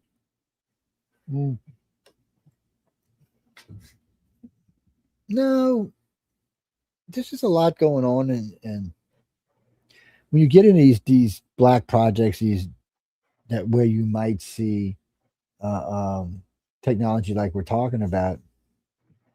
First off, you got to be careful if you run across something hardcore because you know it could cost you something, which you don't want to even talk about. Mm-hmm. Or you might cost you something even more, like you might get your ass indoctrinated, which you may not like that idea either. Who was it that one of the more famous researchers got indoctrinated when he was young? And then he finally got out and went back to being ufology, but he was a professor. He's in that stupid movie or that TV series. Oh, I can't think of his name. That sucks. Well, don't take this wrong, Patrice, but I don't really keep ufologists' names in my head anymore because I don't think they can do anything to help us or change anything because they're ufologists. They're chasing lights in the sky. Unless you catch one, you're not finding out anything. So you either got to go through the government or through the contactees or both. Yeah. Well, that's the people with the answers. And obviously the government ain't got that many answers because they're freaking out asking us what the answers are. They're just as lost as everybody else. Yeah. Jimmy, when the government said, oh, let's tell everybody what we know, that simply meant that they didn't know jack. And they were hoping maybe a civilian had an answer, which one or two might. Because he doesn't need to talk to our government. People always assume that, oh, well, they've got to have the government's permission. No, they don't. There's nothing our government can do to stop them from coming here or taking our citizens. Or if they could, they would have already done it. Well, unless you believe the Koresh guy and you're shooting them out the sky every second gray spacecraft is shot down. First off, that would be considered an act of war, and the Grays would wipe us out utterly and totally. And you know, the funny part is they wouldn't even come with any weapons. They would just send about 200 of them and just telepathically kill everybody. Yeah, it wouldn't take them, what, a day? I don't think it would take them that long. Especially if they had a craft one above each side of the planet. I think they'd kill everybody about 20 minutes. Be home for coffee in the morning. Wow. Or it's so that sounds like a good idea. Let's mess with them, people. That's a good idea. Let's do it. I know, Bruce. I mean, if they wanted to wipe us out, it wouldn't even be a big deal to them. And I'm not even sure if they would care. Well, you know, we got issues. Fortunately well, for us, we've talked about it before. I mean, they could easily, like you said, they don't even have to set foot on the ground. They could take over the minds of some of the gentlemen that are in control of nuclear weapons and have them arbitrarily launch them across the planet, causing us to kill our own selves. And then after everybody's gone, they can come by with their radiation sweepers and clean the planet up, and boom, they have beachfront property. Yeah, they would. They'd have great property. They'd be like, all right, look at the planet. Pre-built cities all ready to be moved into once they clean up the radiation. Boom. Yeah. And they don't even need. Well, and the other thing is when you talk to people who have the Holocaust dream, they say it's not even that. It's some type of virus gets let loose. And it's weird because they tell you within 3 days, most half the planet is dead. And then the virus mutates and it takes almost 7 days after that to kill people. And then there are some people who seem to have got hold to a cure through the government who got it from contactees who got it from the aliens. Well, they probably didn't even get it. The aliens, it was probably just built into them. One of the family lines got it probably put into them way back when. Because that's all they're interested in is the contactees. That's going to be the survivors. When the final card is pulled, everybody else goes with them. So there'll be about 2 billion of them left depending on when it happens. If it happens in the next 50 years, 100 years, there'll be about 2 billion survivors that are contactees. Mm-hmm. Whether they leave them here, that's any best guess. They might decide, let's send them to some off-world colonies and let them reestablish themselves and use this for a more established race. Maybe they'll give it to the tall whites. Oh, I finally watched that stupid movie last night, Alien Resurrection. Yeah, I watched it last night. Oh, really? How was it? Oh, not Resurrection, whatever the hell it was called. It was kind of a copy of the first movie, not quite as good. Alien Earth, you mean, TV show? No, I'm talking about the one with Will Smith, and he was in the first one, Independence Day. This is like in the Independence Day resurgence or something. Yeah, the second one. It was pretty good. The second one. It was. I liked it. I mean, I did not like it, and I thought it was kind of cutesy and funny, but it just felt like I was watching the first one with different people. Yeah. And then I watched Masters of the Universe, the new one, the He-Man. I'm calling myself He-Man. I always thought He-Man after hearing him saying I don't want to say it no more. It was a funny movie, Jimmy. It was a little bit woke, but it was a funny movie. No, it was definitely woke. He was in a pink shirt and he wasn't in blue jeans. It was something else. And then he was walking around hugging the sword in the first. It's not the He-Man you grew up with. Let me put it that way. But in the end, the wizard, whatever she calls herself, the sorceress, tells him that's why she picked him as the thing, because he was different and thought and cared instead of just kicking people's ass. It was a little woke, but it's still He-Man.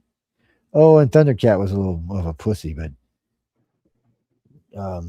crying about not having armor and stuff. You mean Battle Cat? Yeah. Battle Cat, yeah. Oh, I call him Thundercat, didn't I? Yeah, Battle Cat. Yeah.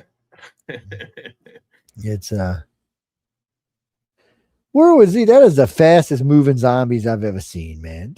Them zombies was on crack. It depends on the director, I guess. Some zombies move fast, some don't. Some are smart, some are stupid. I guess it depends on the budget too. I don't know. I don't consider them zombies if they move at warp speed. I consider them some weird freaking demon creature. Mm-hmm. I mean, zombies are decaying and falling apart. They shouldn't be able to move fast.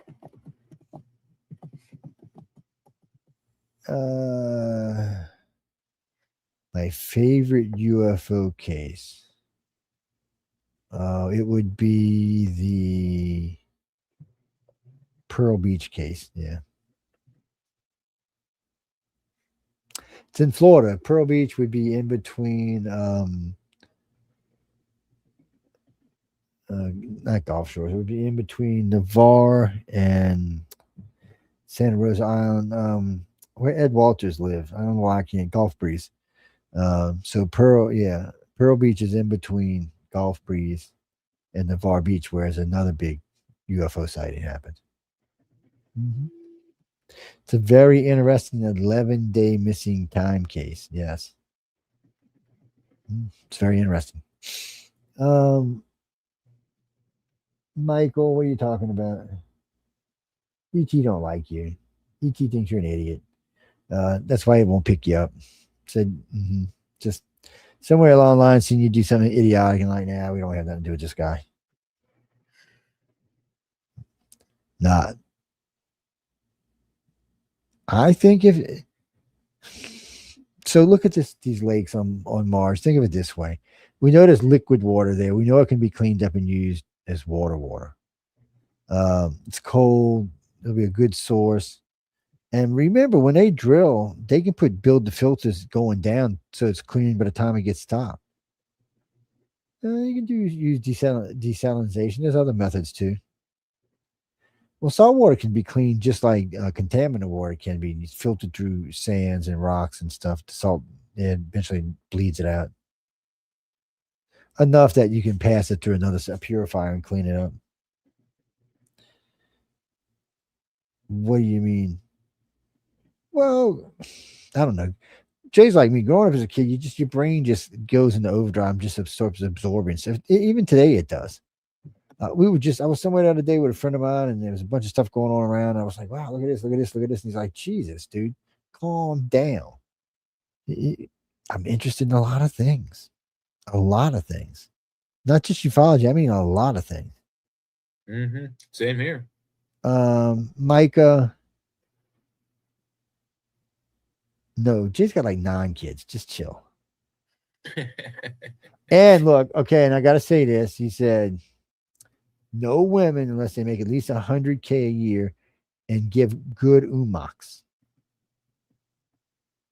So if you don't figure that out. Yeah, and if you don't know what umaks is, don't even worry about it. Just move on. You're not Jay's kind of woman. Just go on with yourself. It's what do you mean? What's that? Randy, what are you talking about? Randy, if you know how to give umaks, I'm gonna be worried about you, man. Are you trying to make me rebrand my new word queer I took over? Is that what's going on here? No, you can't have it back now. That's my word. Umax is interesting, yes. Figure it out. Anyway, moving along. It's what are you talking about? I just told you gotta make good money and know how to do Umax. No, that's not what that is just gross, girl. I can't believe you said that in an open chat room like that. Thank God you wasn't in this and I'd had to throw you out. Oh, you most certainly I would have. Most chats, so people y'all know this, most chats, not all chats, are PG-13 rated. Pal Talk, there is an exception. We have Pal Talk open because it's R-rated, and Jay cannot behave himself when he's on Pal Talk. So we had to make it R-rated. It's yes. It's who are you talking about? Who got abducted and put back while they were alive? Oh, bullshit. Sean did not. If Sean got abducted by aliens, he'd already called both Jay and I. He'd do, no way, man. It ain't, First thing he'd say is, by the way, Mars is real. Yeah, I just seen it, damn it. Yeah, they just drove me by it. They probed me on Mars. There's a probing station on Mars for sure. Clara, what are you talking about? So look, people, and I've said this so many times that if I just could get 10 cents for it, I'd be worth a couple $1 million. ET is not here to kill us, eat us, screw us, or any other thing for that matter. But they're also not here to save us or enlighten us either. And look, and then don't get mad at me, people. I already seen somebody see me snide ass remark. Judge them by their actions. Are we an enlightened species? I don't want to say that out loud because people might get mad at me, but no, we're not an enlightened species. We've got a long ways to go to be an enlightened species. A species who wants to be enlightened, yes. A species that actually is enlightened, maybe one of us. That's about it. Other than that, no, not so much.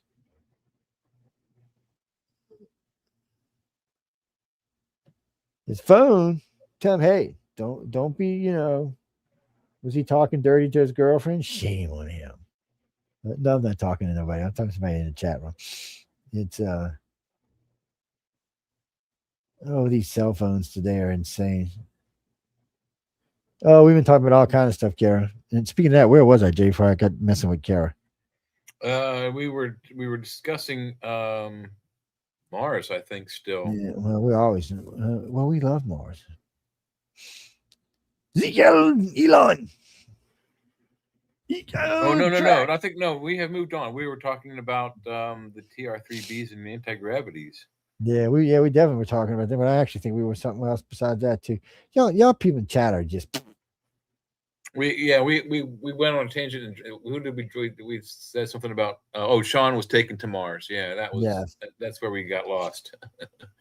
It's and then we said something good about Mars too.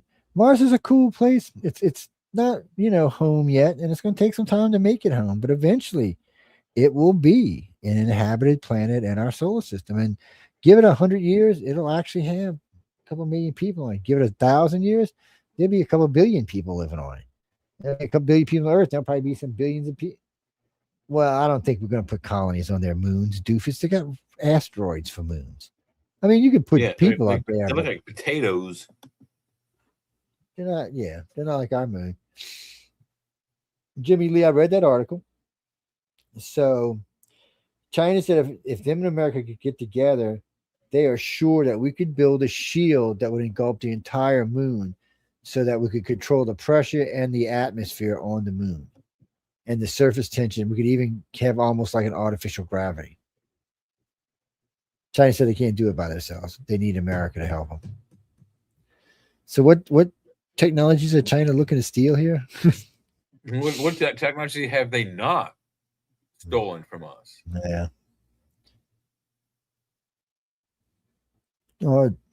Jesse, in all fairness, a lot of the technology probably isn't stolen. It was probably sold to people, sold from people in upper places.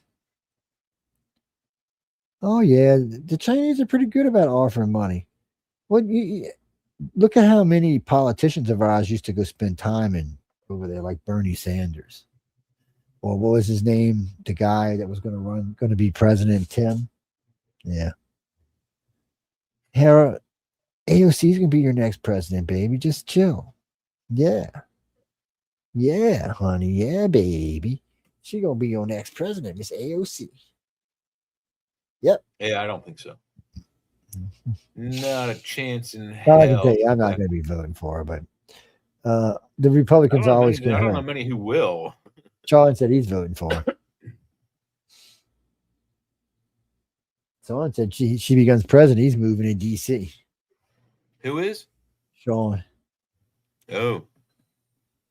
Something about having her babies or alien babies. I don't know what all that was about, but we'll just let that go.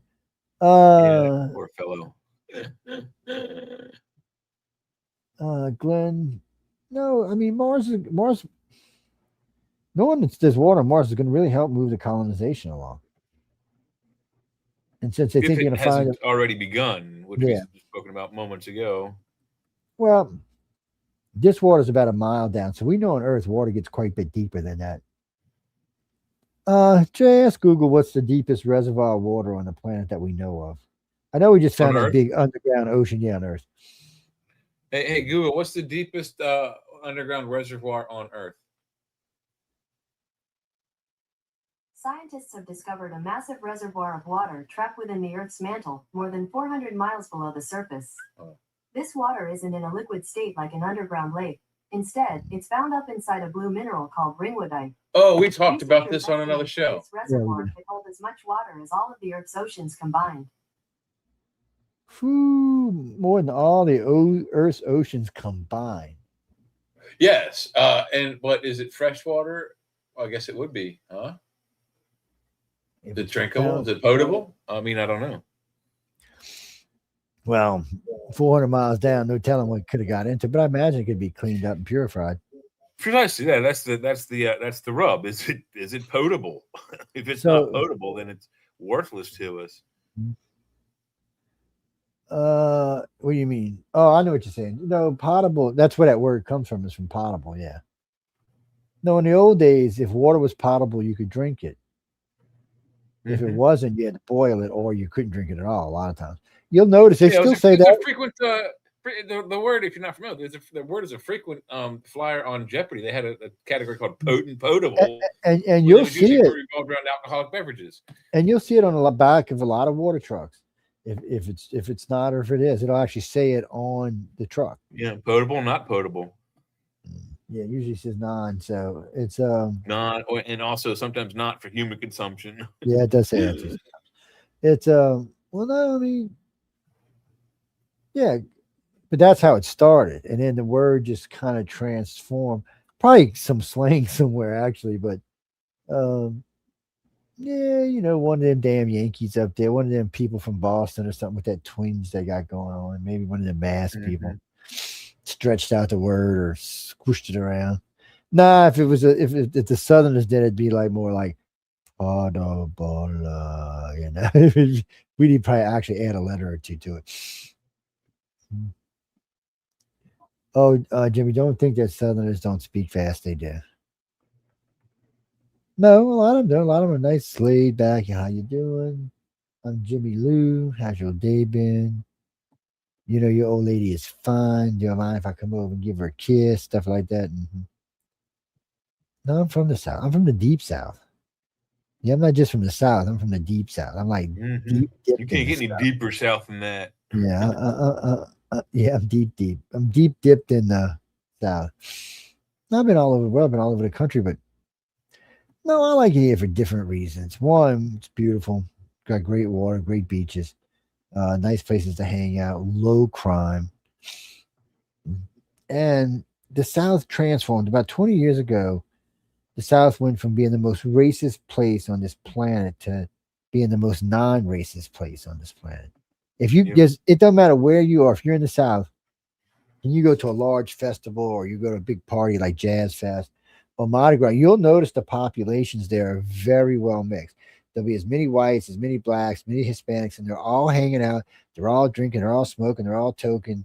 And everybody's having a good time. And guess what they're not doing? They're not killing each other. They're not killing each other, yeah. And they're having fun at the same time and not killing each other. Imagine that. So what's happened is because the population's so balanced now, everybody's just learned to get along. I'm not saying people don't get killed, also, I mean, come on. I mean, that's not all of it. I mean, there's some other factors. I mean, it's very hot. So everyone's, no matter who lives down there, after a while, it's so hot, your activity level are subdued because the more you are active, the quicker you lose energy. But also, there's a lot of food and a lot of culture, and there's a lot of people that just enjoy the culture there. So people are, I mean, it's too hot to fight. Really? Yeah, because it most really, of the time, really is. in the middle of summer, people are looking for places to cool off, and they started adding these little water parks for your dogs and people now to go they're like in little behind little buildings and stuff, and you just go back there with your animal, get a cocktail, or your kid, somewhere. It's weird. They're all over the place. And but it's cool, and it's hot down here, and it's already, today I think it was 107, 108. Yeah, that's Jimmy. That was a heat index. No, I think our temp was around 98. Yeah. We've got for us the next 2 months of the months we worry about the most for hurricanes down here is August and September.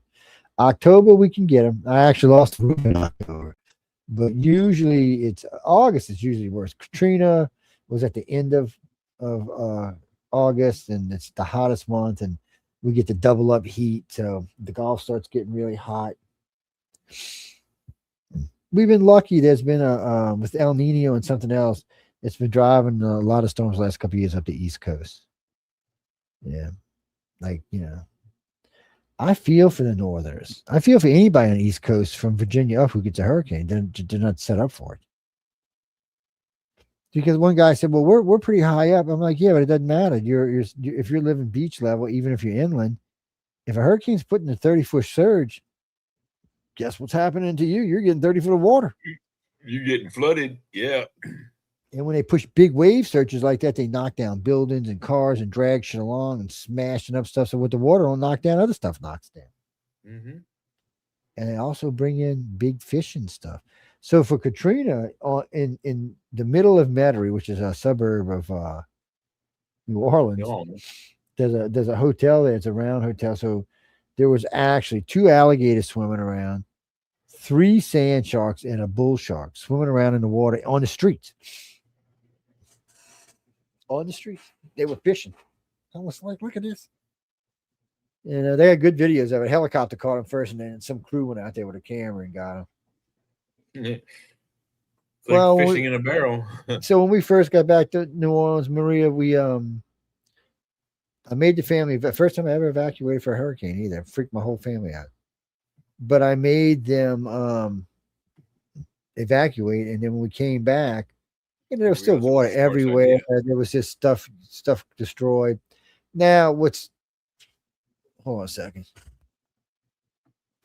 What's really weird about this is my home didn't get much damage. It only got about 3 inches of water in it. And when we got home, everybody cleaned it out. Now, by saying that, so I could have stayed, that'd probably been okay, and had some generators brought in. But my oldest stepdaughter, my youngest stepdaughter lived in an apartment complex. The water was 9 feet inside the complex, but the roof collapsed above them, bringing all the water from above and all the stuff from the apartment above down into their apartment. So it was total. My daughter, who lived on the North Shore, got 13 and a half feet in her house. So, and it was on the ground. So that was all stuff. So they were glad I made them evacuate because it would have been really bad for them. Right. Yeah. You'd have been stuck. Maybe even killed. Jimmy, what's funny about my middle stepdaughter, she lived inland quite a bit. She was in Slidell. And she was inland at least 8 miles from the lake and still got that much water. Well, because it was probably flooding from 3 or 4 areas. See, like where I live right now, we live in a place where we could see water from 3, maybe 4 different sides. It'd still be one of those sides that might have a little land on it, but everything else you could see it coming in from. The wave that rolled here initially from Katrina came in on an angle. So it came off of the Gulf on a 45-degree angle at about 22 feet. It hit the first house and knocked it down. That house landed into the next one, knocked it down. It landed in the next one, knocked it down, landed in the next one, knocked it down, landed in the next one, knocked it down. And then that one hit the side of my house I live in today and knocked one of the bedrooms off of it. Left the rest of the house intact. It sheared it clean.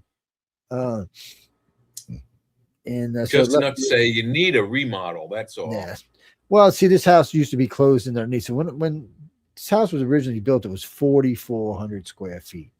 Today, it's about 1,800 square feet. So Katrina creamed all the rest of that. So what happened was, first off, if they would have let us close the house in, this house would be about 3,600 square feet. And if I decided to add the room on the side of it over there, then it would push it back over to 44. But I could add another upstairs room and give myself, put me over 2,000. But you know what? Nah, the hell with it. It's just me and the boss and the bitches. Can't forget about the bitches. Oh, forget about the bitches, huh? Oh, no, you know what, Jimmy? I did too. When I first seen that picture of that UFO, I thought about Ketzberg. I did. Even though it doesn't, Ketzberg is shaped more like an acorn. An acorn. Yeah. Dude, no one's going to ever convince me that Ketzberg wasn't somebody else's, not alien, somebody else's. Two main speculations are either a satellite from Russia or the Glock or the Bell from Germany. Yeah, whatever it was weird. The reason I say it was not alien is, one, the security was lacking. So I think initially they thought it was just a satellite, and then they realized it got out there and it was somebody else's satellite. And then they beefed up security. And it was hauled away in the middle of the night on a flatbed under a tarp, no bigger than something like the size of a Volkswagen. So yeah, whatever it wasn't manned. Yeah, so because everybody wants it to be aliens, Jimmy. That's why. Oh, it needs to be an alien, Joe. It's proof. It's proof. Don't be in a rush. Maybe you should. You know what? I'm going to advise everybody listening tonight to go listen to some stuff. I want you to go listen to Carl Sagan, and Carl Sagan's a great guy, and Stephen Hawkins, and I can't think of which NASA director it was, but I'll find his name for y'all.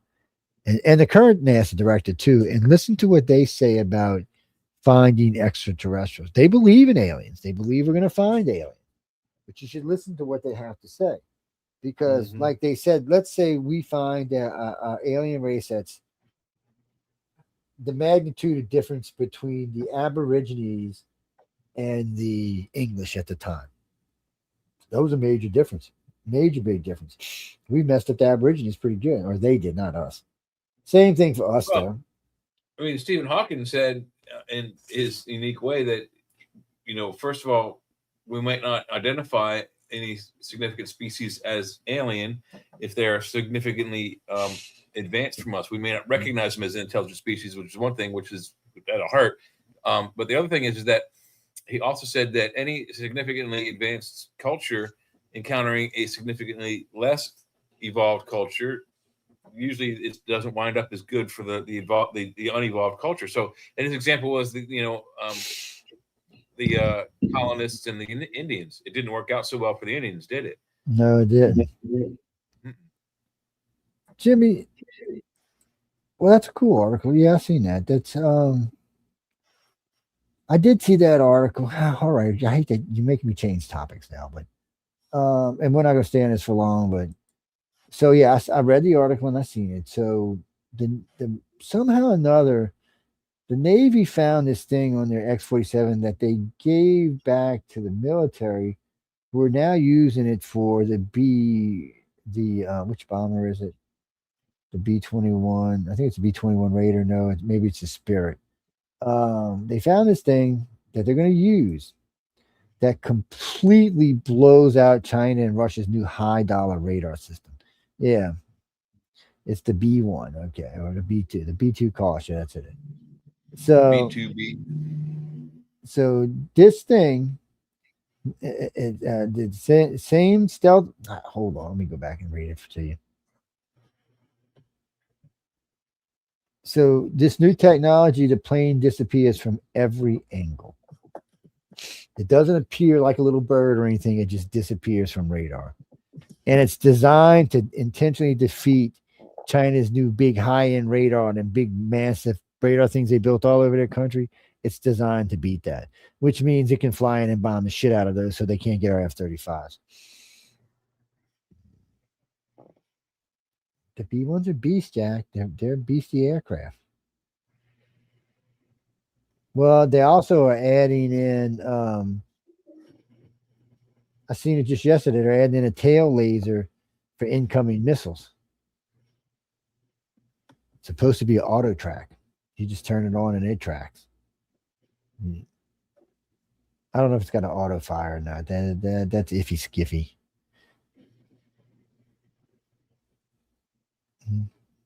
The new stealth bombers got new artificial intelligence in them. They keep upgrading these things. No, they just keep upgrading them. But I know we got to get out of here in a second, but yeah, I seen that article too. What was it? The FEX Eagle 2 dominates with 22 missiles at Mach 2.5. Why Americans' oldest fighter is still most lethal jet in the sky. Also, though, they showed the Iranians came up with a way to swarm our jets with drones without being seen on radar. Really? That's that was interesting. Good. Yeah, no, I think they've already defeated it. That sounds like the military's already figured it out. So the Ukraine, they're talking about the Ukraine's new Patriot it's building. So someone on today saying that was impossible for us to make 50,000 of them a day or something to that effect, but somehow the Ukrainians can. I don't know. Yeah. Actually, the U.S. doesn't seem to be in a big hurry to be pushing a bunch of weapon building, which we should be. I mean, between Ukraine and Iran, we've depleted our weapons quite a bit. It would suck not to be able to defend our ships and our places because we're out of missiles. Randy, if that happens, we will use nuclear weapons to keep people from attacking us. Yes, we will. In a freaking heartbeat, man. Yeah, well, because America always has it to fall back on. So does Russia, though. AGM 188 Alpha Rusty Dagger already in the Ukraine. Oh, man, they sending them badass weapons. No wonder the Ukraine can do these kind of things. We're sending them technology we don't even give to half the other people.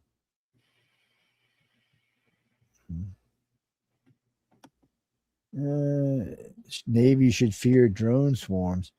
I think drone swarms should fear the Navy.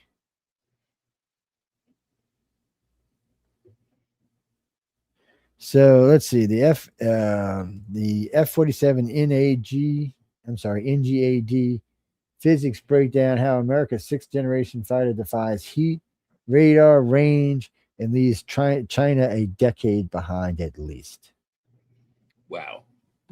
Well, I think it's more than that, but hey, if we can keep China from stealing, I think they're already a decade behind. They are. They are. That. Yeah. Well, they are on chips for sure. Everybody keeps saying, "Oh, you're way ahead." I said, "They want our chips." So you. What is this? No, man, we're gonna have to watch this. Damn it! What is it? Damn it! Hold on. Okay, hold on. Where is the screen? No, we got to go because Michelle's on, people, and she ain't feeling good, so I don't want to get on my bad side. Let's see. Oh, wrong button. No, you got to watch which one you put because they got the invited guest and bring on something on the same place. Come on, let me go back to the chat. Okay, you got it up there. All right. So this, of course, is our favorite little thing here, the baby people. Let's clear this up. Sir, why are we in an Uber? The motorcade is okay. Here we go. 2 Big Macs, extra ketchup, large Diet Coke, and whatever he wants. Hey, Jack, you got milkshakes? I want chocolate. No vanilla. No both, Jack. Mix them together. Corn Pop used to do that. Bad dude. Great taste in shakes. Joe, sit back. You're in my lap right now. Sir, is that 2 orders? Unfortunately, yes. And make his fast. He gets emotional when he waits. I haven't had McDonald's since the White House, Jack. Jill put me on a diet. She hid the menu in the safe next to the classified documents. Forget I said McDonald's menus next to classified documents? They were both important, Jack. Come on, man. That'll be $24.67. $24 for 2 meals? It was $9 4 years ago. This is your inflation, Joe. You did this. I'm paying $24 for a Big Mac because of your presidency. These are incredible, Jack. Best fries I've had since, when was the last time? Doesn't matter. God bless McDonald's. God bless America. God bless this sauce. He's eating fries. My fries while I was paying with my card for his inflation. This is my life now. 1 a.m. McDonald's with a man who hid Happy Meals in a safe. The whole thing's a disaster. Jack, you want one? Unlike some presidents, I believe in unity. Give me 2 Big Macs, extra ketchup. I'm sorry. Sir, why are we motorcade is too obvious, Marco. We need to blend in. Very covert. What's your name, my friend? My name is Carlos. Carlos, great name. Tremendous. How long have you been driving? 3 years, sir. 3 years. I've been running a country for less time and I've accomplished more, but I respect the hustle. Very. Welcome back, watching that. We got to get in there. What is this? Oh, this is one of the booster coming in. Yep. When you watch this thing, you always think this is going to be a disaster, man. I mean, it's like free falling. Hot. I mean, look at how fast. Look at it. I mean, it's just falling out of space. You're like, oh shit! Look at this thing. This big hunk of steel falling out the sky. Damn it! I don't have to watch it again. Man. Oh, here we go.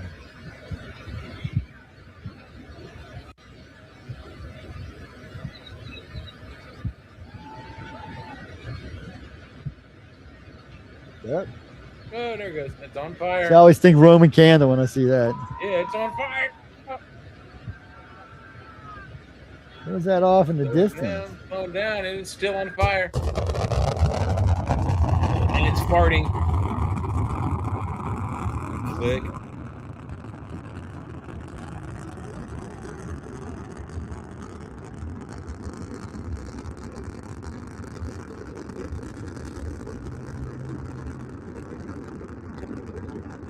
Still on fire. That's badass. That is, man. Just watching it, man. What the hell?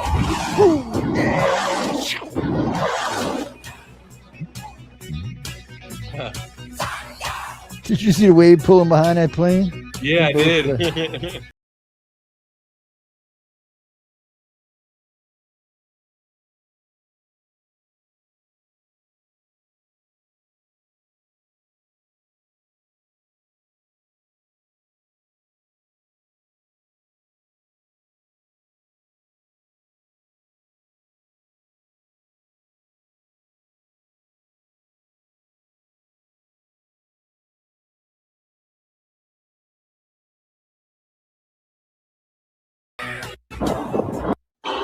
I was listening to let's get this out of here. I was listening to this Russian pilot the other day talk about American pilots and American jets and all. He said they're just so beastified. He said you just never know what an American pilot's going to do. He said it's like they're just trained to be insane. And he also said, these people giving up their carriers are giving up a breed of pilots that stand apart from everybody else. Yeah. So he said, think about it. He said, America's not just got 11 carriers for their 8, but he said they've also got Marine carriers. He said they're toting about 20 carriers right now. And that means that all those pilots fly off of carriers. He said they're just bad to the bone. Yeah. Jimmy, you can watch this on Roku. You know what? If you've had Roku, if you've got any of the streaming medias, and you don't want to watch this directly off of our network on Roku, you can watch this on YouTube and on Rumble. Yes, they're both on Roku as well. If you got like a favorite medium or something. Yeah, but anyway, it's holy crap. Only it's 17 minutes after. We got to go. So everybody, I want to thank everyone for tuning in to United Public Radio and UFO Undercover. Jay and I'll be back on Friday. Sean might be joining us. I don't know. It's been hot to him lately. He's up in the attic. He's been a bad boy. They put bad boys in the attic. Box. Yes. Next Christmas he'll be better, I guess. I don't know. But ho taking him out. Anyway, we'll talk to y'all Friday. Y'all have a good weekend. I mean, a good rest of the week, and we'll see you Friday. And of course, if you do have a moan, groan, bitch, or gripe, I don't know. Don't worry about it. I'm sure it'll go away in a couple of days. Good night, everybody. You'll get over it.